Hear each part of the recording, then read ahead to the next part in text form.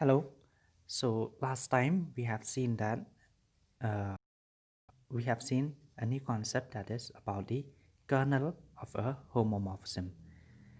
We have seen that if f from G to G dash is a homomorphism, then the kernel f it is just a set containing all elements x, so that x is an element of G and fx is equal to E dash. E dash is the identity of the group G dash. So this is a very important question and you should keep this in mind. If you have to show that Z belongs to kernel F, what do you have to do? So this is the answer right here. There are two things that needs to be done for such a question. The first thing is you should prove that Z belongs to G, and number two, Fz is equal to E dash. How do I know I have to do this? This is actually from the from these conditions when defining the kernel. So in place of x, I've replaced it by z. Similarly, if you have to show that maybe AB belongs to kernel F, then the first thing that you have to do is you have to show that AB belongs to G, and the second one that you need to do is show that FAB equal E dash. So the second step, again I repeat, first of all you find FAB, and then if you get that it is equal to E dash, you can conclude that it is in the kernel. So again, two things that you have to do. Similarly, let it be AB, let it be anything over here, maybe even GH, X, Y. You can just replace AB by GXXY. Then if you do that, that is, if you can prove that GHXY belongs to G and F of GHXY is equal to E dash, you can immediately conclude that it is in the kernel. Similarly, alright, so I think that is enough. So what we will do today is we will do a very important property of the kernel F. If you see the definition of the kernel F, you are see that you are collecting, first of all, you are collecting the elements of G. Forget about the second condition for now. The first condition says that they are all elements of G that you are collecting in the kernel F. So it gives us an idea that kernel F will be a subset of G, because you are collecting elements of G, hence it will be a subset of G. That is, if G is this set, maybe over here, then kernel F, you are collecting maybe a portion of the set G. Sometimes it can also be equal to G, but because we are collecting elements of G, kernel F will be a subset of G. But can we say more? Because we are in group theory, and once you see it is a subset, the first thing that you must try to do is see whether it is a subgroup. The second thing that you need to do is to check whether that subset is a normal subgroup. Just like we did with the center. Remember, even with the center of a group, first of all it is a subset, then we were able to prove that it is a normal subgroup. Similarly, for the kernel F, because it is a subset, in fact we can say more, and this is the property that we will do. If F from G to G dash is a homomorphism, then kernel F is a normal subgroup of G. So we need to prove this, and we will follow the usual steps. That is, first of all we will show that kernel F is a subgroup, and then we will prove the normal condition. So this is how we proceed. Proving it is a normal subgroup, first of all we prove that it is a subgroup of G. So the first thing that we need to do is showing that it is a non-empty subset of G. Because we are collecting elements of G, clearly, okay, I can easily write it down. Kernel F is a subset of G. But we haven't shown that it is non-empty. We have just shown that it is a subset of G. So now we will show that it is non-empty. So how will we do it? G, it is a group, right? it contains the identity element. So this identity element, I will say that it belongs to the kernel. We have E belongs to G, right? We have number 1, E belongs to G, and also number 2, Fe. How much is Fe? Because F is a homomorphism, the identity is always sent to the identity of the second group. F equal to E dash. This is the property of a homomorphism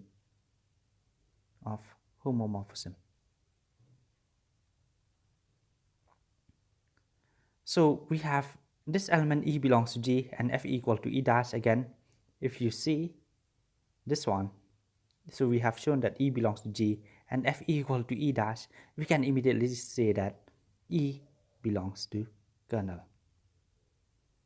And because kernel F contains an element, we can now say that kernel F is non-empty. Hence, what did we do? Kernel F is a subset. Kernel F is non-empty. Hence, kernel F is a non-empty subset of G. So that is done. B. We need to prove the conditions of subgroup. The second condition is proving AB belongs to kernel F for all A, B belongs to kernel F. So again, how do we start this one? We have done this one quite a few times. Let A and B belongs to kernel F. Because they are in the kernel, first of all, they should be elements of G. Right? Because kernel F is a subset of G. So if AB is in the kernel, it will be in G. The elements will be in G. But moreover, we can say that FA will be equal to E dash and FB equal to E dash. Right? How do we know this? This is actually from the definition. If X is in the kernel, then X belongs to G and Fx equal to E dash. Similarly, if A belongs to kernel, then A belongs to G and Fa equal to E dash. Similarly for B. Now, what do we need to show? We need to show that AB belongs to kernel F. A and B, they are elements of G. So I can immediately write down AB belongs to G, right? Okay, maybe I will write it down like this. I think it will be better. We have number 1, AB belongs to G. A is a group, G is a group. A and B are elements of G. So AB belongs to G. The second thing that we need to do is, because we need to show that AB belongs to kernel, so the second thing that we need to do is, we will find AB. Ultimately, we have to get that it is equal to E dash. So how much is FAB? FA, FB, because F is a homomorphism.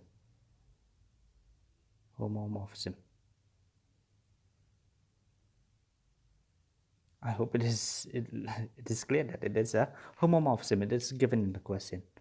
So FA is equal to E dash. FB is also equal to E dash. E dash times E dash will be E dash only, identity element.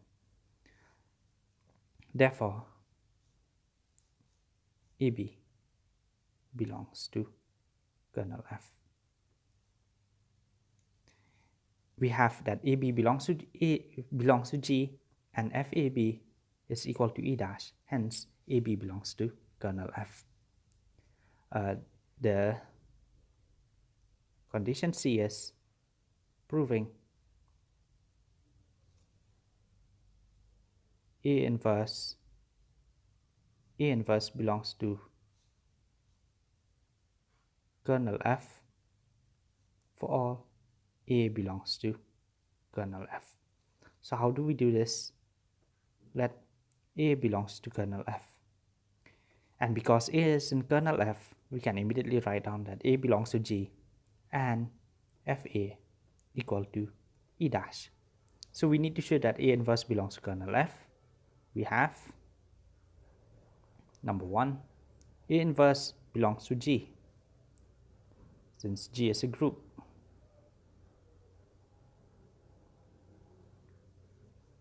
A belongs to G, the inverse of A will also belong to G because it is a group. Second one, we need to find FA inverse. FA inverse, if you remember the property,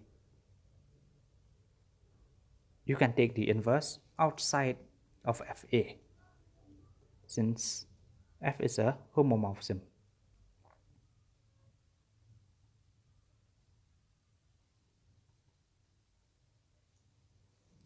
FA is equal to E dash inverse. The inverse of the identity, it is the identity, therefore A inverse belongs to kernel F. How do I know this? Because A inverse belongs to G and F of A inverse is equal to E dash, therefore A inverse belongs to kernel F. Number 2, proving the normal condition.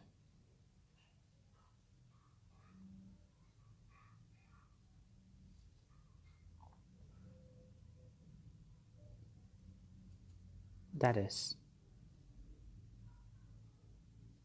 proving GH, maybe GX.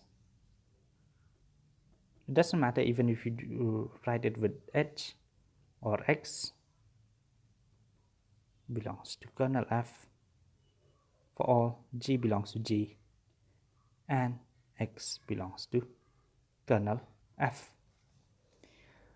So let G belongs to G, X belongs to kernel F. Because X is in the kernel, so we can immediately write down that X also belongs to G and Fx equal to E dash.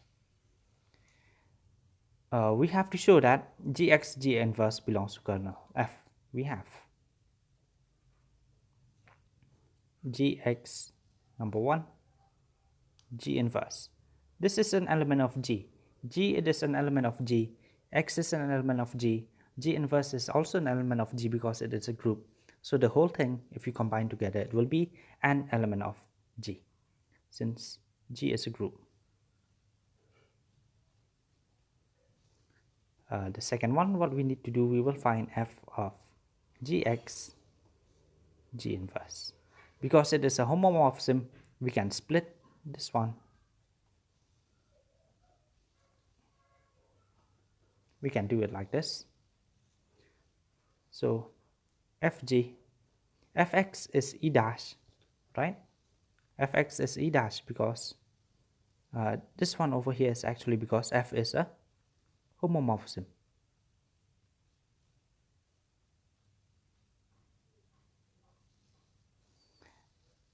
Fx is equal to E dash because X is in the kernel. X is in the kernel, Fx is equal to E dash. We have got that.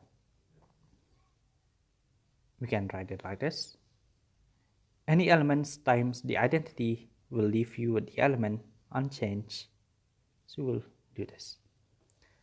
Because it is a homomorphism, even if we have splitted it, we can again recombine because it is a homomorphism.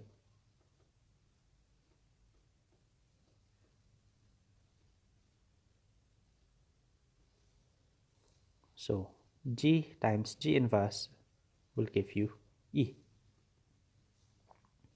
It is not E dash over here because they are elements of G. Fe is equal to E dash, property of a homomorphism.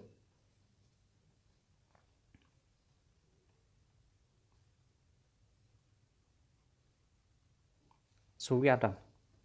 Therefore, Gx G inverse belongs to kernel F. Hence, we can conclude that kernel F is a normal subgroup of G. So this is a very important property of a kernel, that it is a normal subgroup. You should keep that in mind. We will use this property a lot of the kernel, that it is a normal subgroup, as you will see. But before we get into that, today I will do another theorem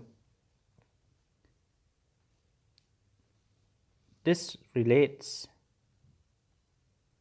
the kernel with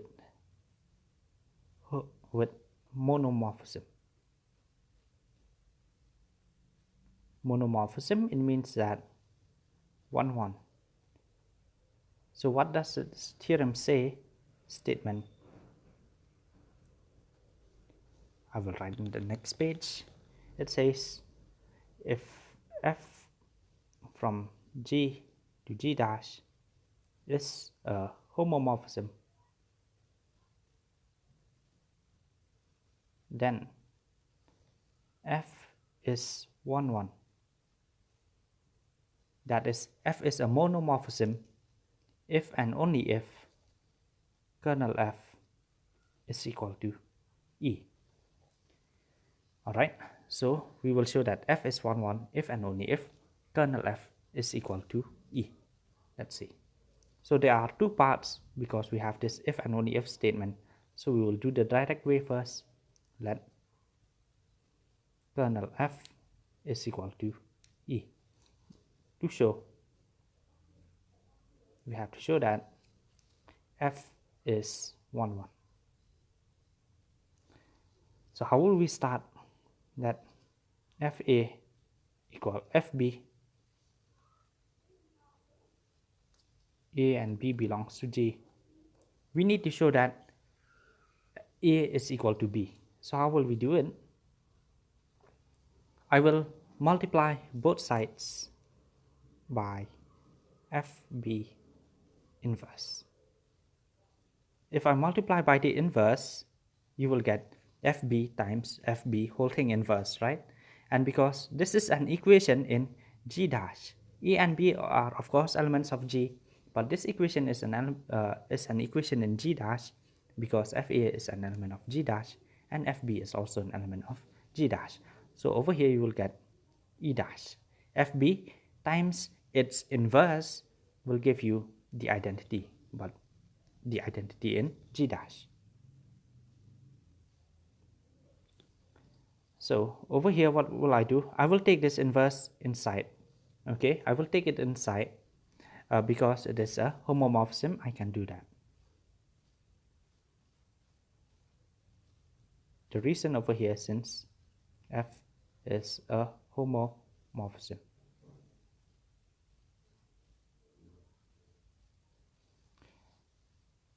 So this is a splitted version. You can recombine it. You can get f a b inverse equal E dash. So what can we say from this line? AB inverse, is it an element of G? Yes, it is an element of G because AB, they are elements of G. So AB inverse will also be an element of G since G is a group. But we have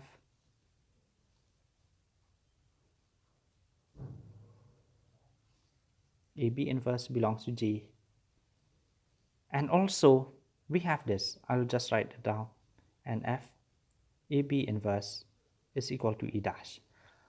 So once you have this one, that this element belongs to G, and if you take the function, it sends it to the identity element, you can immediately conclude that AB inverse belongs to the kernel F. But the kernel F, it's equal to E. So AB inverse, it belongs to E. This is a set, it contains only a single element. So if this element is contained in this set, we have no other choice. We have no other choice that AB inverse should be equal to E. Again, I repeat, this set contains only a single element, but we have found that this is another element that is contained in this set. So the only possibility is if AB inverse is equal to E. Multiply both sides by B, we will get EB. So AE is equal to B. Therefore, A will be equal to B. Hence, it is 1 1. what did we do? Just see. We have started with fa equal fb. We have managed to get that a is equal to b. Hence, f is 1, 1. Now we will do the second part. Let f be 1, 1.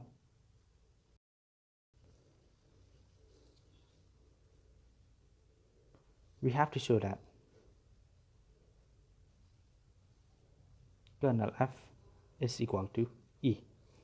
Kernel f is a set and e is also a set. So what do we have to do? We have to show that first of all kernel f is a subset of e and this set e is a subset of kernel f. So the first part is proving kernel f subset of e. Let's see. Let x belongs to kernel f.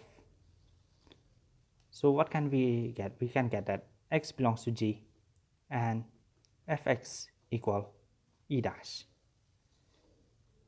But because fx, this one we can write at every line x belongs to G and fx e dash, we can also write it as fe. E dash can be written as fe because it is in the identity. So we can write it every line. Now f is 1, 1 because we are doing the converse. F is 1, 1. So fa equal fb. What will we get if f is 1, 1? X equal e. So what are we getting? We have got that x is equal to e. Therefore,